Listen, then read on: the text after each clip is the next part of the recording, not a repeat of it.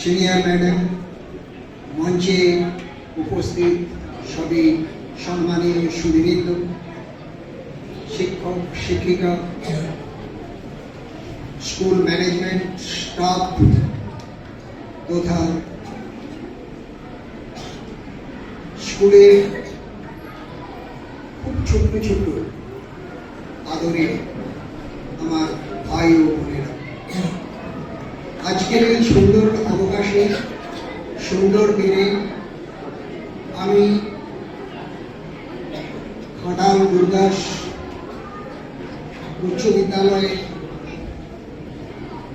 মঞ্চে দাঁড়িয়ে কিছু বলার জন্য আমি নিজেকে খুব সৌভাগ্য মনে করছি এবং একজন